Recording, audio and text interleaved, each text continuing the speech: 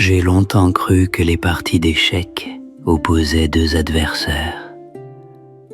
Je me trompais.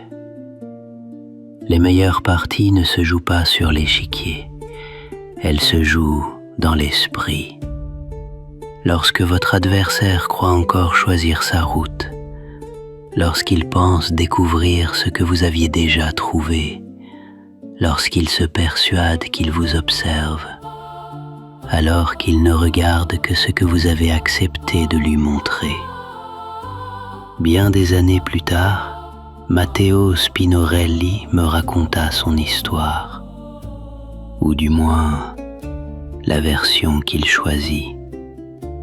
Je l'ai longtemps cru, aujourd'hui encore, je ne saurais dire avec certitude quelle partie était vraie. Je m'attendais à rencontrer un savant, un alchimiste, un érudit. Je trouvais un joueur, un homme qui semblait considérer chaque rencontre comme une partie déjà commencée et qui paraissait connaître plusieurs coups d'avance. Avant qu'il ne prononce un seul mot, j'avais déjà réuni tout ce que nous savions de lui, ou plutôt tout ce que nous pensions savoir. Car à mesure que les années passaient, un constat revenait sans cesse. Chaque fois que quelqu'un croyait suivre Matteo Spinorelli, c'était généralement lui qui avait choisi le chemin. Je lui demandais ce qui l'avait conduit jusqu'ici. Je ne parlais pas de Tortuga, ni même des hommes qui le poursuivaient. Il avait compris, évidemment. Il demeura silencieux un moment, observant les pièces disposées entre nous. Puis, il finit par répondre. Tout commence toujours par des secrets, ceux du peintre par exemple.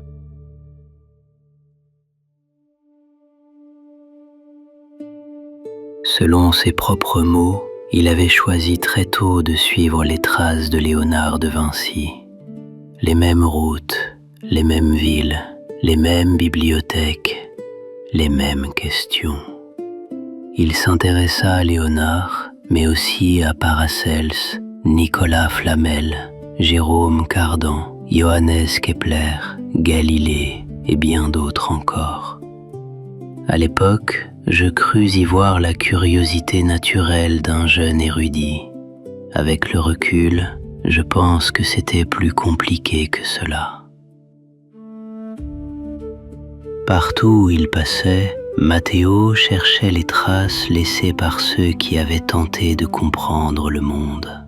Je le vis dans des bibliothèques, des ateliers, des observatoires, auprès d'alchimistes, de médecins, de mathématiciens et de collectionneurs. Il ne cherchait pas seulement des réponses, il cherchait les questions qui avaient conduit ces hommes à consacrer leur vie à leurs travaux.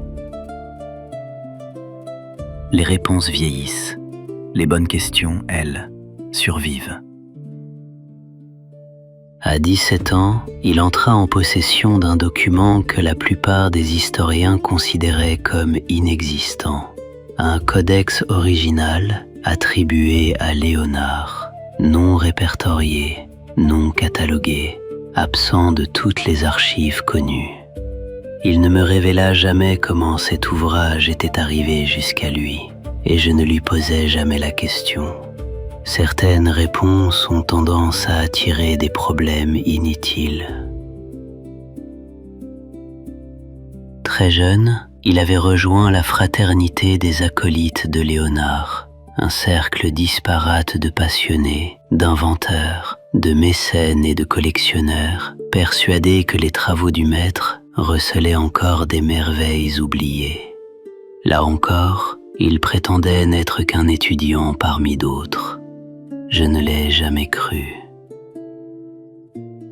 Il visita plusieurs ateliers attribués à Léonard, reproduisit ce mécanisme, étudia ses croquis, construisit ses machines, puis commença à les modifier, à les améliorer, à poursuivre certains raisonnements là où le maître semblait les avoir interrompus, comme s'il cherchait moins à comprendre Léonard qu'à terminer une conversation commencée plus d'un siècle auparavant.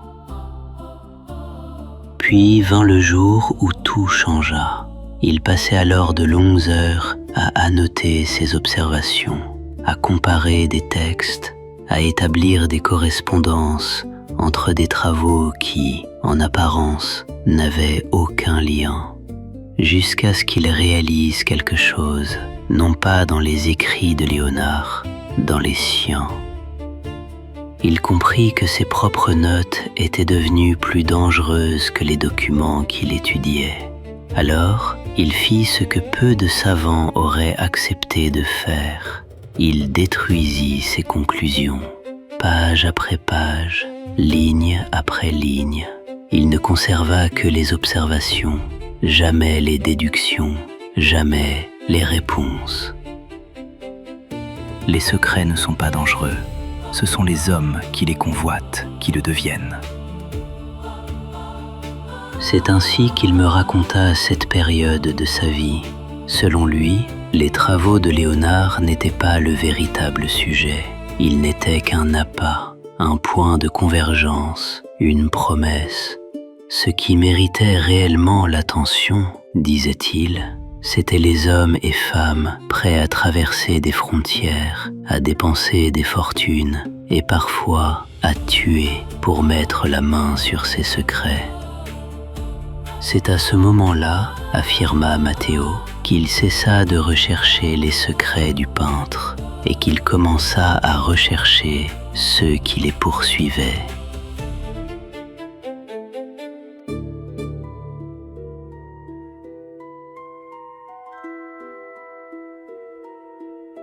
Je savais déjà que plusieurs hommes me suivaient. Ce que j'ignorais encore, c'était combien. Selon ses propres dires, ce ne furent ni les travaux de Léonard de Vinci, ni ceux de Nicolas Flamel qui le conduisirent à Paris. Ils ne furent qu'un prétexte, un moyen de mettre en mouvement ceux qui s'intéressaient à ses recherches. À cette époque, Matteo savait déjà qu'il était observé.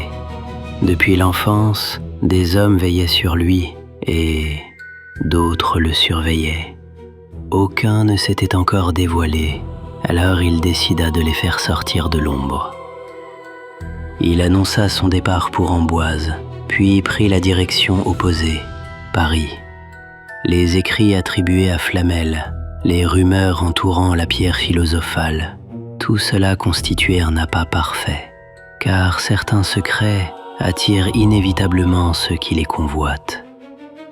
C'est également à cette période qu'un correspondant mystérieux accepta enfin de lui répondre autrement que par énigmes et lettres codées. Depuis plusieurs années déjà, ils échangeaient observations, hypothèses et fragments de savoir.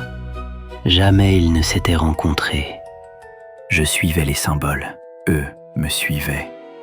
Les semaines qui suivirent ressemblèrent à un étrange labyrinthe. Des marques discrètes apparaissaient dans les rues de Paris, sur des façades, dans des passages oubliés, à l'intérieur d'ouvrages anciens. La plupart des hommes ne les auraient jamais remarqués. Matteo, lui, les suivait, mais il observait surtout ceux qui les remarquaient également. Matteo multiplia les détours, les fausses pistes, les rendez-vous fictifs. Parfois, il abandonnait volontairement un document ou faisait intercepter le courrier d'un messager. J'avais peur, plus que je ne l'admettais alors. Il se croyait seul, face à une organisation immense, invisible, présente dans plusieurs royaumes, capable d'acheter des hommes, des archives et des consciences.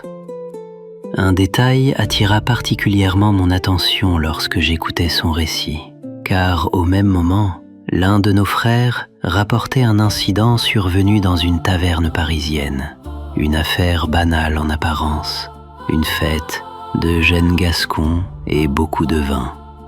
Selon cette lettre, Plusieurs enquêteurs venus de Rome furent violemment retardés. L'affaire dégénéra rapidement.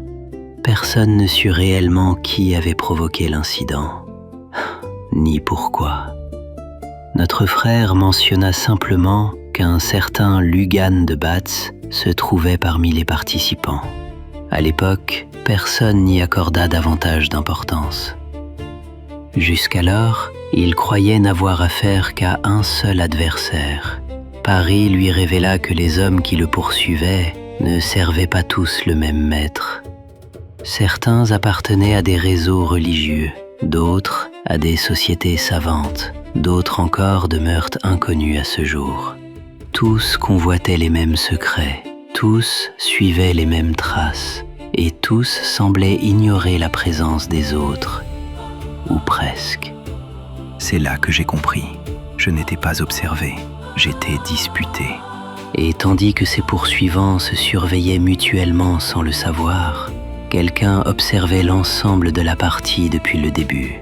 Quelqu'un qui semblait connaître chacun des joueurs. Quelqu'un qui, après des années de silence, consentait enfin à rencontrer Matteo Spinorelli.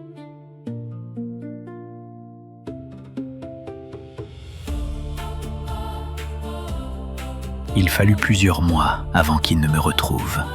Ou du moins, c'est ce que je crus alors. Son mystérieux correspondant lui procura plusieurs refuges.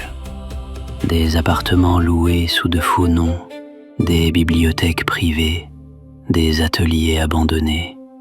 Matteo disparut. Mais pendant qu'il se cachait, il poursuivait son enquête. Non plus sur Léonard, non plus sur Flamel, mais sur les hommes qui les recherchaient. Je leur laissais des traces, de faux rendez-vous, de faux indices, de faux travaux. Et ils les suivaient, presque toujours. Peu à peu, un schéma commença à apparaître.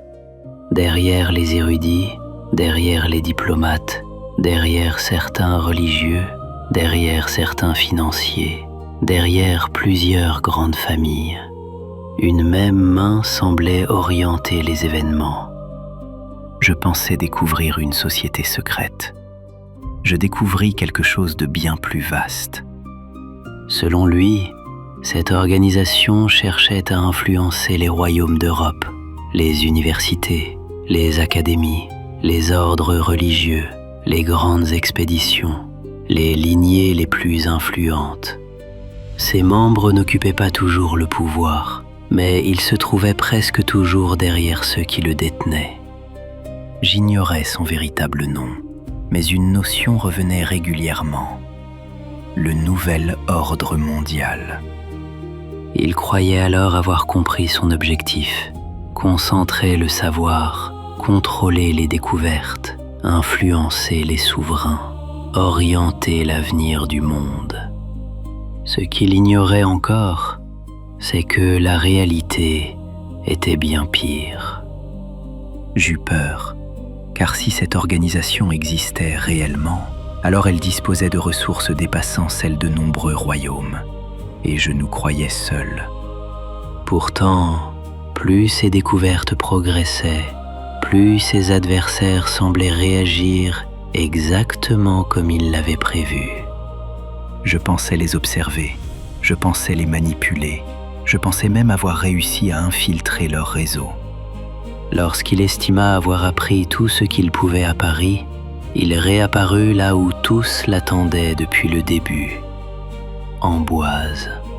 Officiellement, il poursuivait ses recherches sur Léonard de Vinci. En réalité, il croyait désormais suivre la piste du nouvel ordre mondial. Je pensais avoir trouvé la porte d'entrée. C'est à ce moment précis qu'un homme vint à sa rencontre, un érudit jésuite, un enseignant, un collectionneur de savoir, Athanasius Kircher. Il lui proposa de rejoindre une académie lointaine, à Saint-Pétersbourg, un lieu où il pourrait poursuivre librement ses recherches. Je crus alors avoir gagné. Je crus avoir trouvé un moyen d'entrer au cœur du problème. Ce ne fut que bien plus tard qu'il comprit son erreur. Je n'avais pas infiltré leur organisation. C'est elle qui m'avait conduit exactement là où elle le souhaitait. Et sans le savoir, Matteo Spinorelli venait de franchir la première porte du véritable labyrinthe.